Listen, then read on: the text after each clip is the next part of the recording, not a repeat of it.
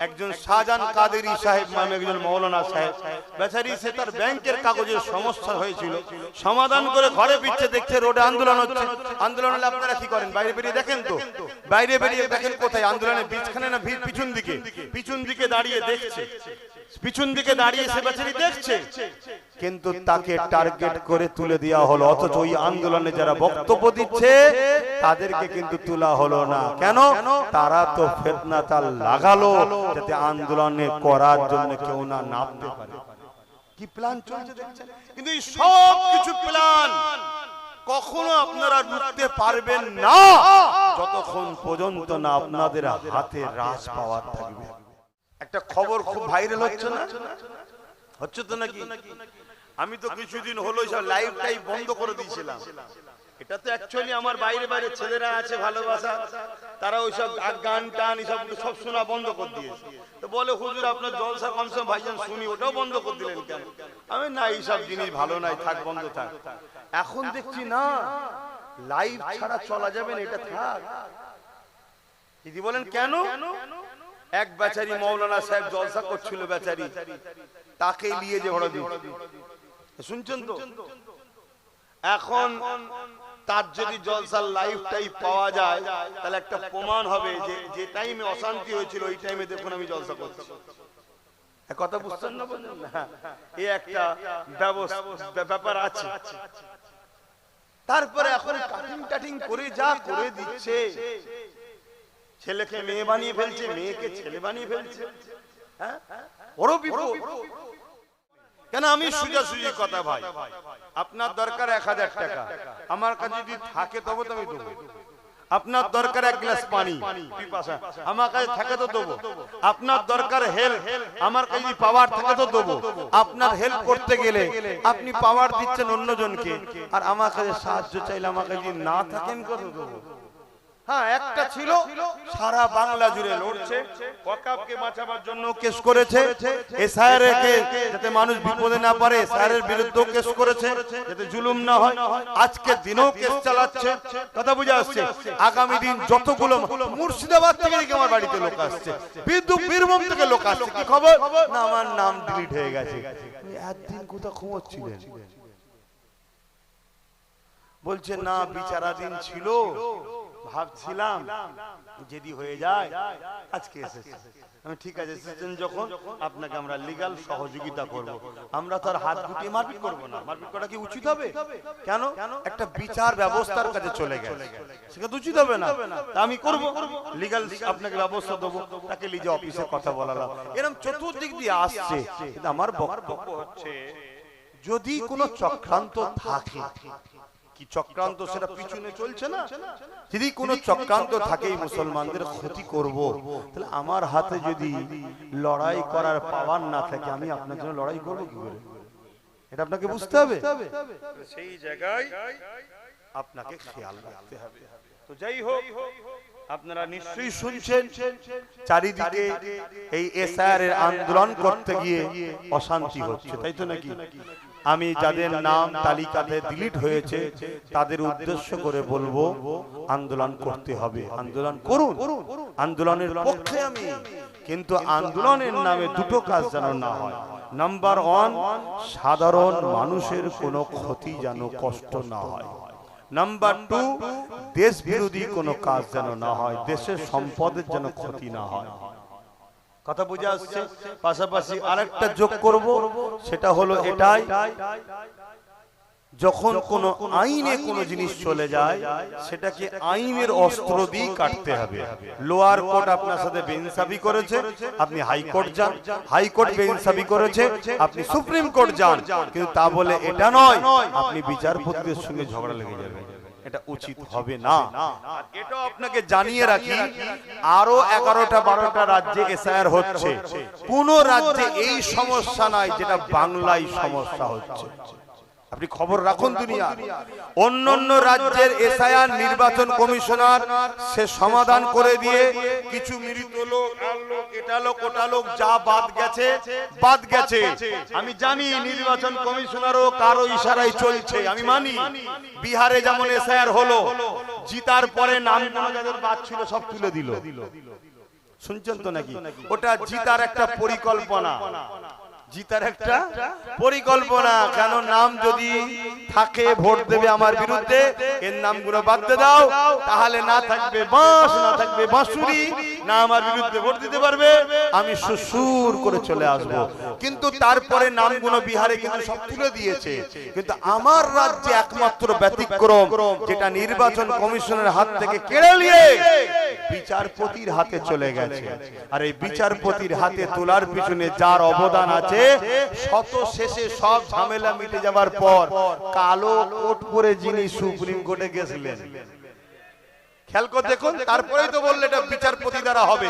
যদি বিচারপতির হাতে না থেকে নির্বাচন কমিশনের হাতে যদি থাকতো, তাহলে তো আমরা সবাই আন্দোলন করতে পারতাম যে আপনি কি করে ভোট ঘোষণা করছেন, আপনি দায়িত্বশীল হয়ে আপনার নাগরিক এখন ভোটের তালিকায় নাম ওটা ক্লিয়ার হয়নি, আপনি ভোট ঘোষণা করলেন কি করে? আগে নাম ঠিক করুন, তারপরে ভোট। আর বিচারপতির হাতে চলে যাওয়া মানে বিচারপতি বলছে ভোট ঘোষণা তো আমার কাজ নয়, আমাকে দিয়েছে, আমার টাইম মতো দেখবো, যাকে সন্দেহে বাদ দেবো, যাকে মনে হবে রাখবো, সন্দেহওয়ালারা পরে কোর্টে যাবে, বিচার হবে। যদি কোর্টের জজেরা তখন আবার বসে ট্রাইব্যুনালে বসে, যদি বলে এ নাগরিক, নাম উঠবে, যদি বলে নাগরিক নয়, কি করবে আল্লাহ ভালো জানে, আমি এখন বলতে পারছি না। কিন্তু আমার তো কাজ নয়। নির্বাচনকে বাঁচালো কে? নির্বাচন কমিশনকে বাঁচালো কে? কথা বুঝে আসছে? সব গোটা কেস। তাই আন্দোলন করুন, আন্দোলন যেন হিংসায় রূপ না নেয়। আন্দোলনের মধ্যে শোনেন, আরেকটা কথা বলে দেয়, আন্দোলনের মধ্যে কিছু লোককে ঢুকিয়ে দেওয়া হচ্ছে, যাদেরকে ঢোকানো হচ্ছে উদ্দেশ্য আন্দোলন যাতে করতে না পারে, এই ভিড়টাই অশান্তি লাগিয়ে দাও। যেমন আপনারা খবর পাচ্ছেন, কিছু কিছু জায়গায় আন্দোলন শান্তভাবে হচ্ছিল, তার মধ্যে ভিড় ঢুকে গিয়ে অশান্তি করেছে, আর সেই অশান্তির পরে নিরীহ নিরীহ লোকগুলোকে টার্গেট করে ধরো। কথা বুঝে আসছে? সেই টার্গেট করে ধরো। যেমন স্পষ্ট কথা বলছি, একজন শাহজাহান কাদেরী সাহেব নামে একজন মৌলানা সাহেব, বেচারি সে তার ব্যাংকের কাগজের সমস্যা হয়েছিল, সমাধান করে ঘরে ফিরছে, দেখছে রোডে আন্দোলন হচ্ছে। আন্দোলন হলে আপনারা কি করেন? বাইরে বেরিয়ে দেখেন তো, বাইরে বেরিয়ে দেখেন কোথায় আন্দোলনের বীজখানে না ভিড় পিছন দিকে, পিছন দিকে দাঁড়িয়ে দেখছে, পিছন দিকে দাঁড়িয়ে সে বেচারি দেখছে, কিন্তু তাকে টার্গেট করে তুলে দেওয়া হলো। অথচ ওই আন্দোলনে যারা বক্তব্য দিচ্ছে তাদেরকে কিন্তু তোলা হলো না। কেন? তারা তো ফিতনা তাল লাগালো যাতে আন্দোলনে করার জন্য কেউ না নামতে পারে। কি প্ল্যান চলছে দেখছেন? কিন্তু এই সব কিছু প্ল্যান কখনো আপনারা রুখতে পারবেন না যতক্ষণ পর্যন্ত না আপনাদের হাতে রাজ পাওয়ার থাকবে।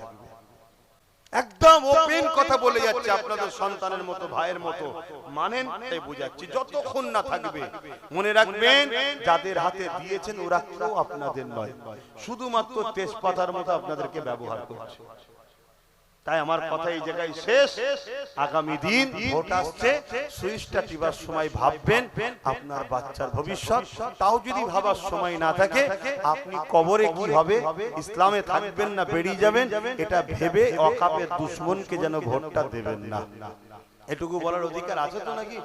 এই ওয়াকাফ আমার মসজিদ মাদ্রাসার দুশমনকে ভোট দেবেন এটা বলবো না দেবেন না, কোনটা বলবো? এটুকু বলার অধিকার আছে না নাই? না হুজুর আবার কি বলছে রে বাবা, ভোট দিবার কথা বলছে আর বলছে। আরে এটা হুজুর তো বলবে, তোমার ভোট যদি দিয়ে আর ওয়াকাফের দুশমন শক্তিশালী হয়, তাহলে আমার মসজিদ মাদ্রাসা ঈদগাহ তো ভেঙে ফেলবে, ঠিক না বেটি? তখন আবার কি আন্দোলন করতে নামবে, আর আন্দোলন করতে নামলে তো পিটিয়ে ছাল তুলে ফেলবে। কেন? সব ওদের হাতে পাওয়া, তোমার হাতে নেই। অতএব সুযোগ যখন কাজে আছে, চেষ্টা করো নবী বংশের আওলাদ নওশাদ সিদ্দিকীকে এর জন্য দোয়া করো, চেষ্টা করো তার সাথীগুলো যদি কামিয়াবি হয় তাহলে তোমাদের কাজে লাগবে। কেন? ওকে টিউনিং করার জন্য আমার হাতে ক্ষমতা আছে, অন্য জায়গায় নেই। আমার উপরে বিশ্বাস আছে। মসজিদ মাদ্রাসার ক্ষতি করবো নাকি? হ্যাঁ, এটুকু মাথায় রেখে দিও। যাক, অনেক কথা বলে ফেললাম। কে কে মনে কষ্ট পেলে? এসআইআর নিয়ে মানুষ বড় চিন্তিত হয়ে আছে, যাদের নাম ডিলিট হয়েছে খুব চিন্তায় আছে। আমি তাদের জন্য দুটো প্রস্তাব দিচ্ছি। নাম্বার 1, আপনারা যদি আমায় বিশ্বাস করেন তাহলে যোগাযোগ করুন। আপনার জন্য যত কষ্ট হোক যত দূর পর্যন্ত যেতে হয় আপনার জন্য আমি আইনি লড়াই লড়বো, আমার ভাই নওশাদকে দিয়ে আপনার জন্য লড়াই করাবো। আর আল্লাহ যদি তার সাথে আরো অনেককে দেয় তাদের দিয়েও আপনার জন্য আমি লড়াই করবো, খরচ টরচ যা হয় দেখবো ইনশাআল্লাহ। কথা বুঝে আসছে? চিন্তা করবেন না, চিন্তা করে আত্মহত্যা করে ফেলবেন না, আল্লাহ হিফাজত করুন। আর ভুল পদক্ষেপ নেবে, কারণ ভুল পদক্ষেপ নিলে না যদি আরো জজ সাহেবরা রেগে যায় তাহলে দেখা যাবে আরো ক্ষতি হয়ে যাবে। কথা বুঝে আসছে? এরকম ভুল পদক্ষেপ নিয়ে ফেলবেন না। অনেক জায়গায় ভুল পদক্ষেপ আমাদেরকে ফাঁসাবার জন্য, ভালো লোকের ভেতরে আন্দোলন শান্তি হচ্ছে, খারাপ লোক ঢুকিয়ে দিচ্ছে, দিয়ে গন্ডগোল লাগছে। দ্বিতীয় নম্বর কথা, আন্দোলন করতে হবে। এবারে বলেন আব্বা ভাইজান আপনি কবে? দেখুন আমি আমার জলসা 1 বছর আগে থেকে হয়। কথা বুঝে আসছে? আগে থেকে সব ডেট লিয়া থাকে।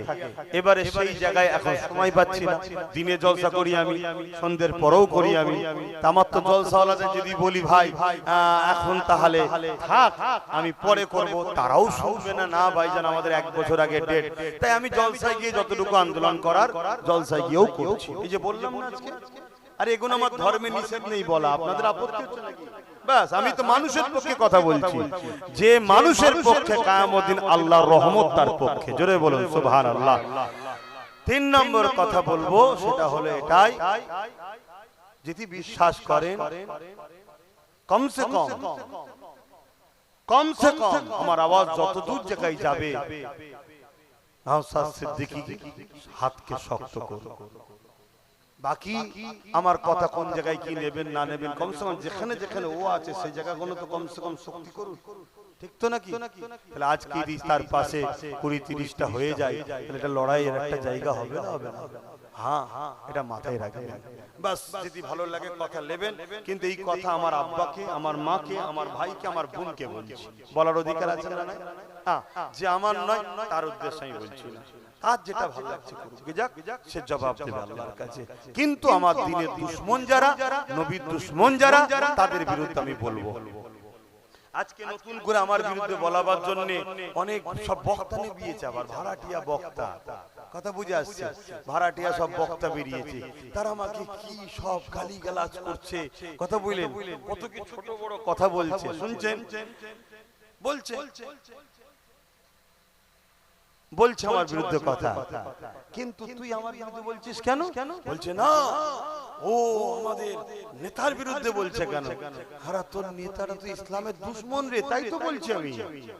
আর তুই আমার বিরুদ্ধে করছিস কেন রে? এই দুশমন নেতার জন্য জবাব দিবি আল্লাহর কাছে।